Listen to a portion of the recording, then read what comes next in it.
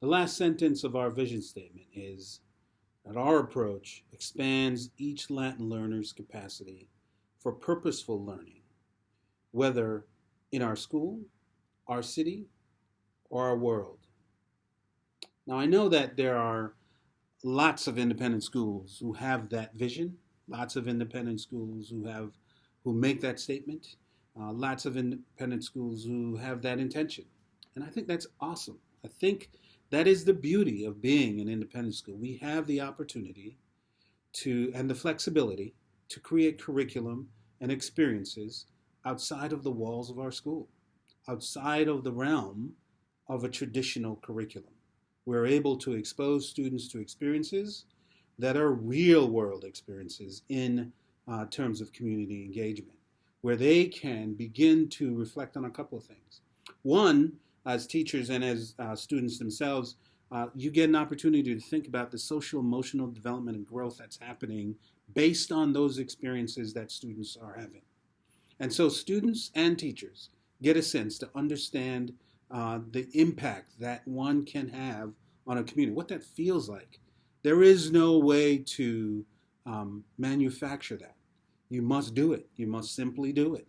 And so that engagement and that sort of activity in a community allows one to have the actual feeling and to reflect on the feeling of what it's like to have an impact. That sense of developing empathy and growth, there is no other way to do that in independent schools. And independent schools have the opportunity to create the environment to make that happen.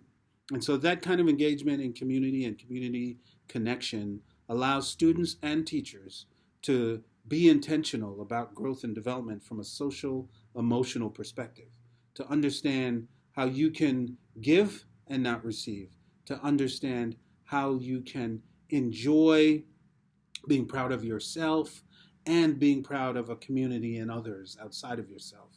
Those are simply dispositions that don't come from inside the classroom, but come outside the classroom. And the degree to which independent schools can begin to notch up their attention to that kind of growth and development, I think we become better schools for our kids and for our future.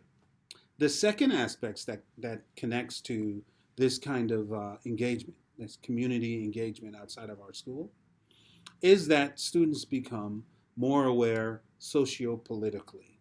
They get into a community and they begin to understand the ramifications of politics, of history, the difficulty inherent in these communities where to create change.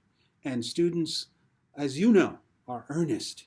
They will dive into those particular aspects. And so, again, these are tangible and real, and students will certainly be attracted to them. And so the socio-political opportunities that exist are there as well.